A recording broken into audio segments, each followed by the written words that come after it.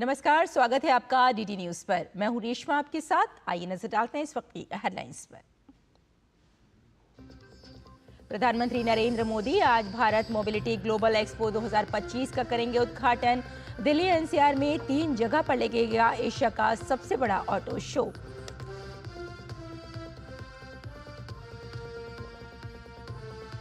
राष्ट्रपति आज प्रदान करेंगे राष्ट्रीय खेल पुरस्कार। 4 खिलाड़ियों को दिया जाएगा देश का सर्वोच्च खेल सम्मान मेजर ध्यानचंद खेल रत्न। 34 खिलाड़ियों को मिलेगा अर्जुन पुरस्कार।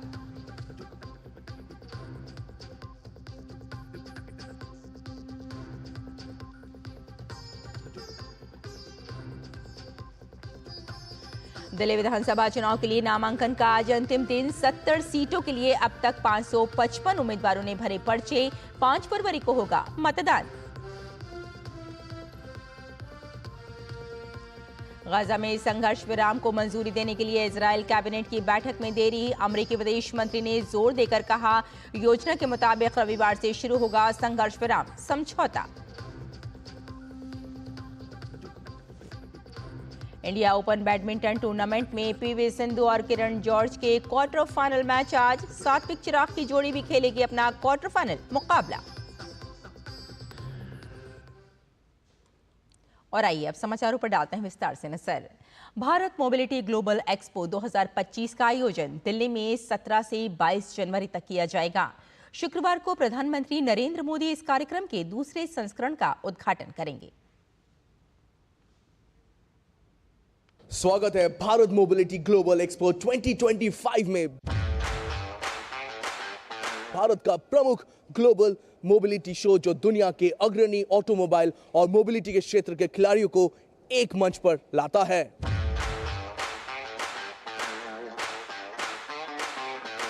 भारत मोबिलिटी ग्लोबल एक्सपो का उद्घाटन प्रधानमंत्री नरेंद्र मोदी करेंगे। ये आयोजन मोबिलिटी उद्योग के लिए क्रांतिकारी कदम है, जो पूरे वैल्यू चेन को एक साथ लाकर भविष्य के मोबिलिटी समाधानों का सह निर्माण करेगा। This year we are seeing even better participation, where we have more than 800 members coming in who are participating and displaying their products, and the footfall is expected to be even higher this year. And the good part about the show is like we get the entire audience of the industry, right from the top decision makers, from CEOs to purchase heads to right to the bottom level of probably aftermarket mechanics. So we get the entire spectrum of the automotive industry at the show.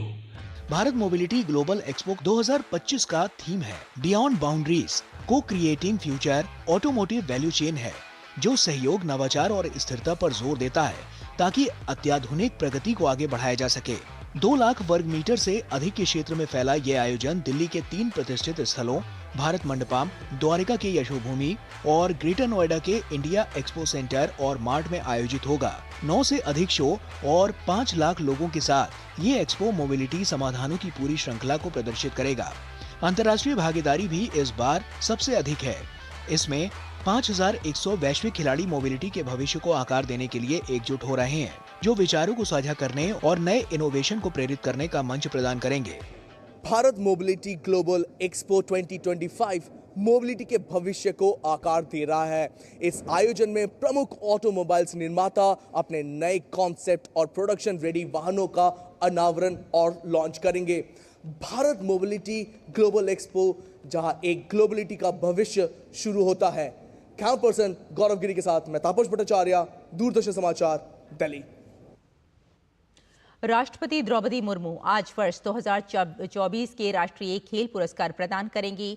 Rashtrapati Bhavan में आयोजित एक समारोह में विश्व शतरंज champion D Gukesh, Paris Olympic में 2 पदक जीतने वाले मनु भाकर, भारतीय हॉकी टीम के कप्तान हरमनप्रीत सिंह और पेरिस पैरालंपिक में स्वर्ण पदक विजेता प्रवीण कुमार को मेजर ध्यानचंद खेल रत्न पुरस्कार से सम्मानित किया जाएगा।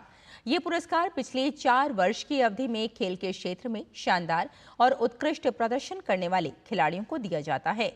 इसके अलावा 32 खिलाड़ियों को अर्जुन पुरस्कार दिए जाएंगे, जबकि 2 लोगों को लाइफ टाइम अचीवमेंट के लिए अर्जुन पुरस्कार दिए जाएंगे।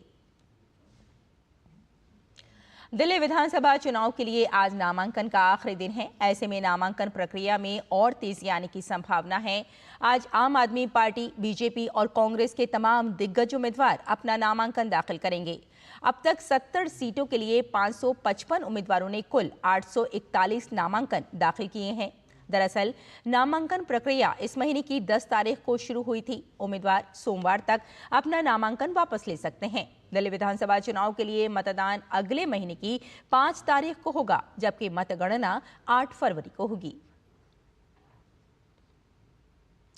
झारखंड में मुख्यमंत्री मैया सम्मान योजना को लेकर बड़ी गड़बड़ी सामने आई है, जहां एक महिला के खाते में 8 लाभार्थियों के पैसे भेजे जा रहे हैं। इतना ही नहीं, पुरुषों के भी खाते में महिलाओं के पैसे जा रहे हैं। गढ़वा में मैया सम्मान में क्या है ये गड़बड़झाला, देखिए हमारे इस खास रिपोर्ट में। झारखंड मैया सम्मान योजना में बड़ा झोल। एक महिला के खाते में जा रहे हैं 8 लाभार्थियों के पैसे, पुरुषों के खाते में जा रहे हैं महिलाओं के पैसे।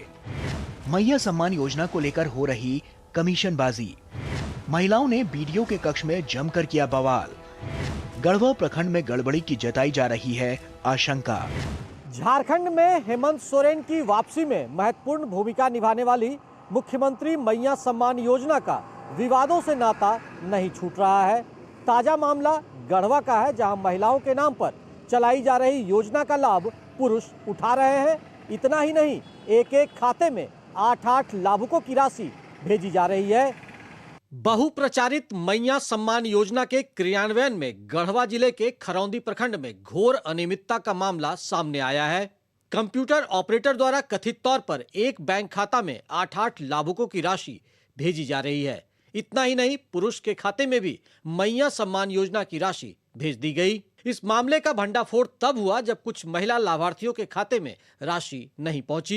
सर, पैसे नहीं आ रहे, हमको पता नहीं है कि पैसा हमारा ये नहीं रहा। हम चेक भी कराए, ब्लॉक भी गए तो वहाँ बोला कि सब सही है, कि अब तुम्हारा पैसा जाएगा। बार बार हम अथी करा रहे हैं, तब पर में भी हमारा पैसा नहीं आ रहा है।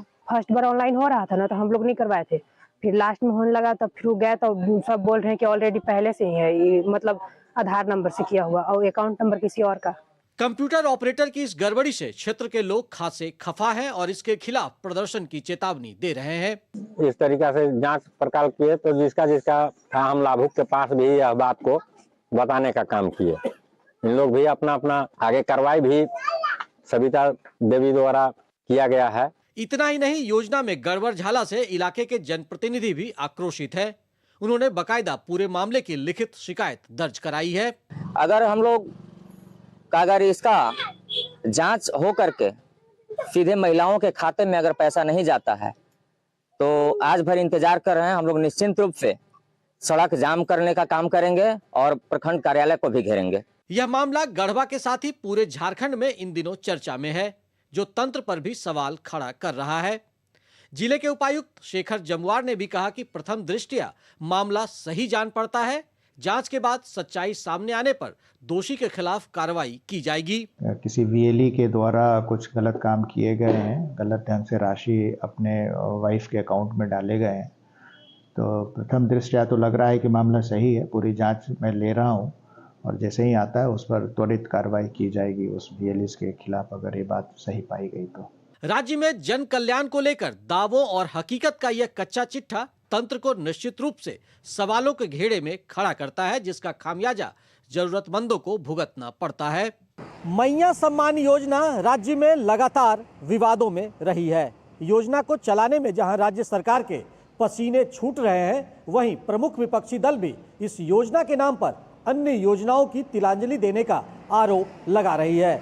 ऐसे में गढ़वा में योजना के क्रियान्वयन में गड़बड़ी सरकार की और किरकिरी करवा रहा है। डीडी न्यूज के लिए विजेंद्र और विकास के साथ मैं दिवाकर कुमार। और राजस्थान के सरकारी स्कूलों में क्लासेस के दौरान मोबाइल फोन का उपयोग स्टूडेंट्स और टीचर्स के लिए पूरी तरह से बैन किया जा चुका है। अब नमाज और प्रार्थना के लिए स्कूल छोड़ने वाले शिक्षकों को भी शिक्षा मंत्री ने साफ तौर पर हिदायत दी है। क्या है पूरा मामला, देखिए इस रिपोर्ट में। राजस्थान के स्कूलों में नमाज, पूजा पाठ और मोबाइल सब बैन। नमाज या पूजा के नाम पर नहीं छोड़ सकते हैं शिक्षक स्कूल। क्लास में मोबाइल लेकर नहीं जा सकते राजस्थान के शिक्षक। शिक्षा व्यवस्था को सुधारने के लिए राजस्थान सरकार ने उठाए कड़े कदम। शिक्षा प्रणाली में सख्ती और अनुशासन लाना राजस्थान सरकार की मंशा। राजस्थान के शिक्षा एवं पंचायती राज मंत्री मदन दिलावर ने बड़ा बयान देते हुए कहा कि अब से कोई भी शिक्षक क्लास में मोबाइल लेकर नहीं जाएगा और ना ही स्कूल के समय में कोई शिक्षक पूजा या नमाज के नाम पर स्कूल छोड़ सकता है। शिक्षा के क्षेत्र में पूर्व में जो शिक्षा विभाग ने आदेश दिए हैं उसमें प्रगाढ़ता लाने की कोशिश की जा रही है। सभी स्कूलों में मोबाइल बंद करवा दिए गए हैं। कोई भी शिक्षक पढ़ाते समय मोबाइल नहीं ले जाएगा, क्योंकि स्कूल में मोबाइल ले जाने से मोबाइल की घंटी बजती है। ऐसे में शिक्षक और बच्चे दोनों डिस्टर्ब होते हैं, साथ ही पढ़ाई में व्यवधान भी उत्पन्न होता है। वहीं स्कूल समय में कोई भी शिक्षक धार्मिक पूजा या नमाज के नाम पर स्कूल नहीं छोड़ सकता है। सरकार के नियम उसकी पालना करनी पड़ेगी। तो हमने कह दिया कि 20 में से 20 दोगे तो जितना नंबर आप उसमें देते हो शतरंज में, उसका 50% नंबर आपको थ्योरी में लाना पड़ेगा। नहीं लाए तो बच्चे तो पास हो जाएंगे, लेकिन मार्क्स आपको फेल कर देगा। दूसरी तरफ राजस्थान के शिक्षकों ने भी शिक्षा मंत्री के बयान पर अपनी प्रतिक्रिया दी है। मोबाइल फोन के सीमित उपयोग को लेकर शिक्षक संघ ने स्वागत किया है। राजस्थान प्राथमिक एवं माध्यमिक शिक्षक संघ के सभा अध्यक्ष शशि भूषण शर्मा बताते हैं कि कक्षाओं में मोबाइल का इस्तेमाल किसी भी रूप में नहीं होना चाहिए और यह निर्देश स्वागत योग्य है, क्योंकि इससे विद्यार्थियों की पढ़ाई का नुकसान होता है। दूसरी तरफ शिक्षकों ने यह भी कहा कि पूजा पाठ और नमाज के लिए कक्षाओं के दौरान स्कूल से बाहर जाना कतई ठीक नहीं है। इसके लिए व्यक्तिगत समय ही उपयुक्त है। बच्चे को गुणवत्तापूर्ण शिक्षा यदि देनी है तो शिक्षक को जितने आवर्स के लिए स्कूल है उसमें पढ़ाने का काम है। मोबाइल क्लासरूम में निश्चित रूप से कोई ना कोई व्यवधान पैदा करता है। गौरतलब है कि शिक्षा मंत्री के इन बयानों से प्रदेश की शिक्षा प्रणाली में सख्ती और अनुशासन लाने की सरकार की मंशा स्पष्ट होती है। राजस्थान की स्कूलों में मोबाइल फोन के प्रतिबंध को लेकर एक बार फिर शिक्षा मंत्री ने विद्यार्थियों और शिक्षकों को चेताया है। उनका ये भी कहना है कि धार्मिक कार्यों के लिए स्कूल की कक्षाओं को नहीं छोड़ा जाना चाहिए, क्योंकि इससे विद्यार्थियों की कक्षाओं और उनकी परीक्षाओं पर विपरीत असर पड़ता है। कैमरा पर्सन सुनील के साथ महेश दाधीच, डीडी न्यूज, जयपुर। केंद्र और बिहार सरकार का खास फोकस राज्य के हेल्थ इंफ्रा को विकसित करने पर है। इसी कड़ी में राज्य के लोगों को 500 बेड के अस्पताल का तोहफा मिलने वाला है। देखिए ये रिपोर्ट।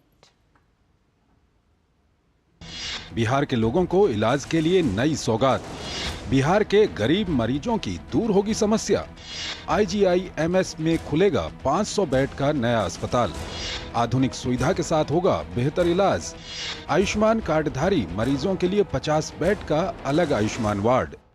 पटना के इंदिरा गांधी आयुर्विज्ञान संस्थान में अब मरीजों को बेड की कमी की परेशानी से जूझना नहीं पड़ेगा। बिहार के लोगों को जल्द ही एक बड़ा तोहफा मिलने वाला है। यहाँ 500 बेड के नए ब्लॉक का निर्माण कार्य लगभग पूरा हो गया है। 6 मंजिल वाले नए भवन में पहले A और D ब्लॉक का उद्घाटन होगा। इससे कुल 280 बेड की सुविधा उपलब्ध हो जाएगी। अन्य ब्लॉक्स का निर्माण कार्य आखिरी चरण में है। इस अस्पताल से बिहार की जनता को बहुत बड़ी राहत मिलेगी। इससे बेड की कमी दूर होगी और हर विभाग का अपना फ्लोर होगा, जहां OPD से लेकर बेड तक की सारी सुविधाएं एक ही फ्लोर पर उपलब्ध होंगी। आज के डेट पे 1300 बेड हम लोग के पास है, 1370 बेड है टोटल। इसमें जो बेसिक स्पेशलिटी भी है, सुपर स्पेशलिटी भी है। अब एक अलग से आंख का विभाग का अलग ऑपरेशन थिएटर से लेकर सारी सुविधाएं एक छत के नीचे एक अलग ब्लॉक में बन गया है। कैंसर की अगर आप देखें तो कैंसर के लिए क्षेत्रीय चक्षु संस्थान जो था वो अब स्टेट कैंसर इंस्टीट्यूट में वो अब हमारे यहाँ हो गया और वहाँ पे सारी सुविधाएं कैंसर की मिल रही हैं।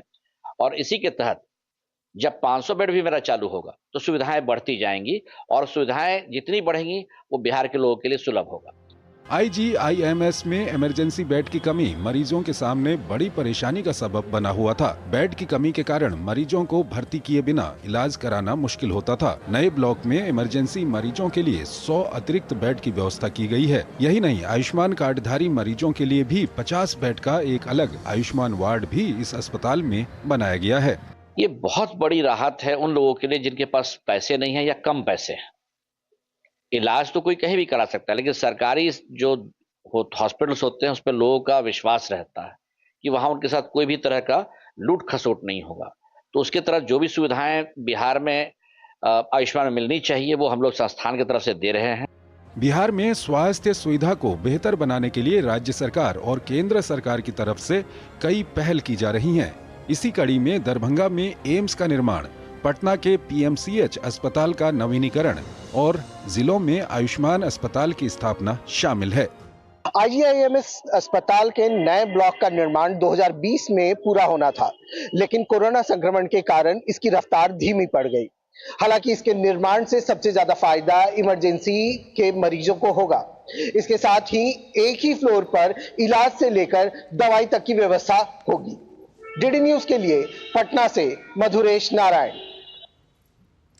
और दिसंबर 2024 में देश के इलेक्ट्रॉनिक्स निर्यात में जबरदस्त उछाल दर्ज किया गया। साल के अंत में भारत के इलेक्ट्रॉनिक्स निर्यात ने 35.1% की वृद्धि के साथ दिसंबर 2023 के रिकॉर्ड को तोड़ दिया। दरअसल दिसंबर 2023 में भारत का इलेक्ट्रॉनिक्स निर्यात $2.65 बिलियन दर्ज किया गया था। वहीं 2024 के इसी महीने में ये $3.58 बिलियन के रिकॉर्ड स्तर पर पहुंच गया। निर्यात में बढ़त के साथ ही इलेक्ट्रॉनिक सामान अब भारत के निर्यात सेक्टर में शीर्ष प्रदर्शन करने वालों में तीसरे स्थान पर आ गया है। उद्योग निकाय India cellular and electronics association के अनुसार पिछले 2 वर्षों में इस सेक्टर में शानदार बढ़ोतरी हुई है।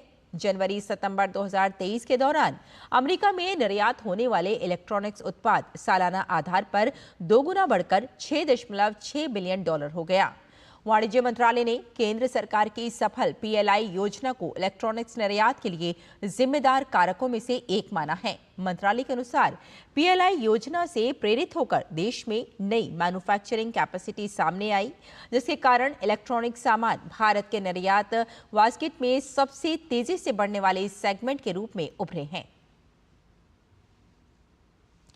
और आइए अब बात करते हैं दिव्य भव्य महाकुंभ की।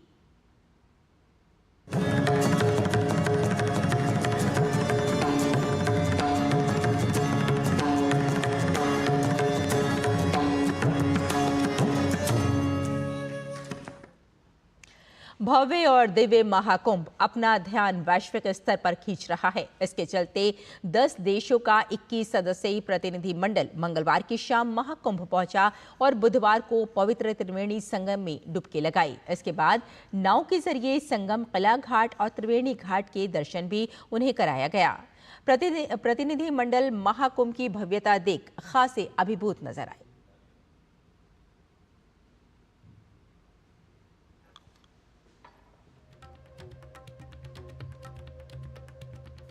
प्रयागराज महाकुंभ में विदेशी श्रद्धालु भी बड़ी संख्या में पहुंच रहे हैं।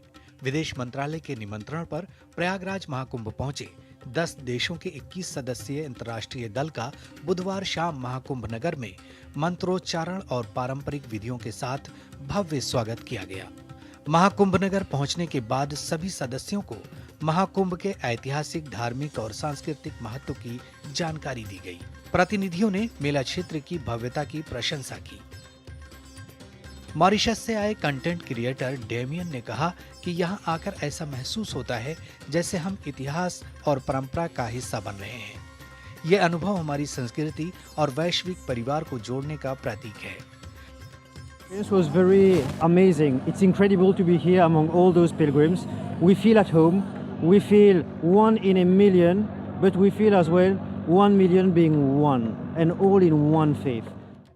दल के सभी सदस्य वीआईपी घाट से नाव के जरिए संगम नोट पहुंचे और वहां पवित्र त्रिवेणी संगम में डुबकी लगाई।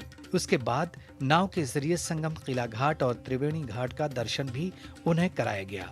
दल में शामिल सभी सदस्यों ने कहा कि गंगा तट पर बसाया शहर अनोखा है और यहाँ बार बार आने को मन करता है।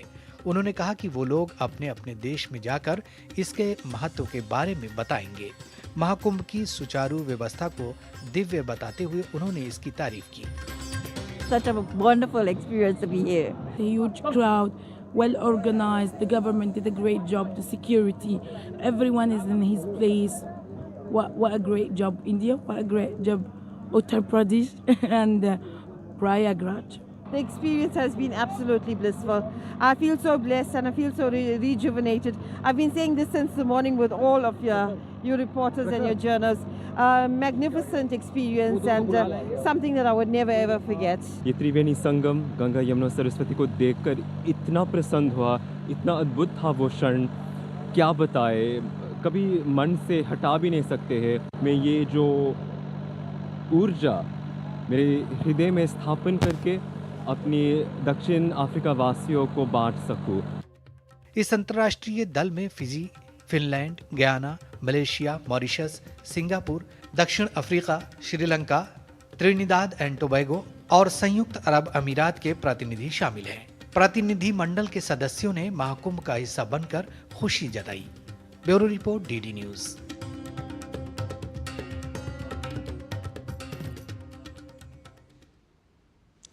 तो दुनिया भर से करोड़ों करोड़ श्रद्धालु आस्था की डुबकी लगाने संगम तट पर पहुंच रहे हैं। ऐसे में दिव्य भव्य डिजिटल और सुरक्षित महाकुंभ के लिए युद्ध स्तर पर तैयारियां की गई हैं। सुरक्षित महाकुंभ के लिए राष्ट्रीय आपदा मोचन बल के कंधे पर भी महती जिम्मेदारी है। प्रयागराज महाकुंभ 2025 पहले दिन तकरीबन 2.25 करोड़ श्रद्धालुओं ने लगाई आस्था की डुबकी। मकर संक्रांति के दिन पहले अमृत स्नान पर 3.5 करोड़ श्रद्धालुओं ने किया स्नान। महाकुंभ में सज गया आस्था का संगम। संगम की रेती पर बस गया नगर। 45 दिनों में देश और दुनिया से आएंगे 45 करोड़ से ज्यादा श्रद्धालु। बस आंखें बंद कीजिए और कल्पना कीजिए, संगम के किनारे बसा एक छोटा सा शहर प्रयागराज, जिसकी अपनी आबादी ही सिर्फ 70 लाख है। वहां लगभग 45 दिनों में 45 करोड़ से ज्यादा लोग पहुंचने वाले हैं। 45 करोड़ इंसानों का मतलब समझ रहे हैं ना आप? बस यूं समझ लीजिए, इंसानों का सागर। अब इतनी बड़ी भीड़ की सुरक्षा सिर्फ यूपी क्या, दुनिया के किसी भी देश के किसी युद्ध की तैयारी जैसी है। प्रयागराज तैयार है दिव्य भव्य डिजिटल और सुरक्षित महाकुंभ के लिए। स्नान महाकुंभ का महत्वपूर्ण हिस्सा है। ऐसे में संगम में डुबकी लगाने आए श्रद्धालुओं की सुरक्षा के लिए राष्ट्रीय आपदा नियंत्रण बल एनडीआरएफ के सामने ये भी बड़ी चुनौती है कि कोई श्रद्धालु डूब न जाए। एनडीआरएफ यानी नेशनल डिजास्टर रिस्पांस फोर्स किसी भी आपदा का सामना करने में माहिर है। संगम में डुबकी लगाते वक्त, नहाते वक्त, पूजा पाठ करते वक्त कोई फिसल जाए, डूब जाए, कोई नाव पलट जाए तो एनडीआरएफ के ये जवान इतने कुशल हैं कि सेकंड में आपको डूबने से बचा लेंगे। ना सिर्फ रोशनी में बल्कि रात के अंधेरे में भी ये किसी को डूबने से बचा सकते हैं। कोई दुश्मन अगर पानी के रास्ते भी आए तो ये पूरी तरह से तैयार हैं। ये कई सारी नवीन टेक्नोलॉजी से लैस हैं कि ये जो महापर्व है इसके लिए हम लोग पूरी तरीके से तैयार हैं। हमारी 20 टीमें वहाँ डिप्लॉयड हैं और डिप्लॉयमेंट का मतलब सिर्फ यही नहीं है कि वो डिप्लॉयड हैं, उनकी हम लोगों ने एक्सटेंसिव ट्रेनिंग कराई है। हमने वहाँ पहुँच के और भी लोगों की ट्रेनिंग ऑर्गेनाइज कराई है, चाहे उसमें यूपी पुलिस हो, चाहे रेलवेज़ हो, चाहे हेल्थ डिपार्टमेंट हो, और हमें भी और डिपार्टमेंट्स की बहुत मदद मिली है। गंगा जमुना संगम पर डुबकी लगाने वाले श्रद्धालुओं की सुरक्षा की जिम्मेदारी जल पुलिस और नाविकों पर है। यही नहीं, प्रयागराज के नाविकों को भी जल आपदा बचाव का प्रशिक्षण दिया गया है। उन्हें सीपीआर देने, इम्प्रोवाइज राफ्ट बनाने, प्राथमिक चिकित्सा देने और सर्पदंश का इलाज करने की तकनीक सिखाई गई।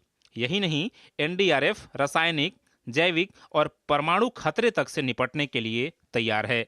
नाविक हैं जो बेसिकली बोट चला रहे हैं, बोटमैन हैं, उनको हम लोगों ने करीब 1300 लोगों को ट्रेन किया है ताकि वो अगर गॉड फॉरबिड, ईश्वर ना करे, किसी की बोट से कोई आदमी नीचे स्लिप हो जाए तो तुरंत जाके उसको रिस्पॉन्ड कर सकें और उस व्यक्ति को बचा सकें। केमिकल, बायोलॉजिकल और न्यूक्लियर थ्रेट, तो हमारी 4 टीमें CBRN की भी वहाँ लगी हुई हैं, जिसमें हम लोगों को DAE की भी हम लोगों ने मदद ली है, उनके भी साइंटिस्ट वहाँ तैनात हैं, DRDO के भी लोग वहाँ तैनात हैं और जो उससे जुड़ी हुई एजेंसीज हैं वो सारे लोग तैनात हैं।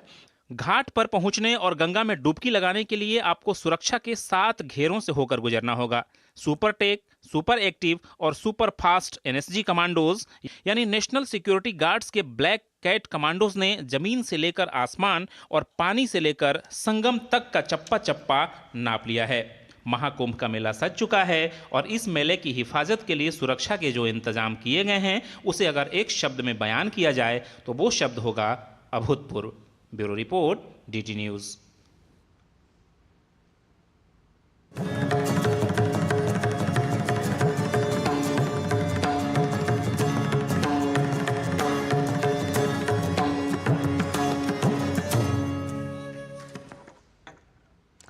तो इसी के साथ हमें अनुमति दें। नमस्कार।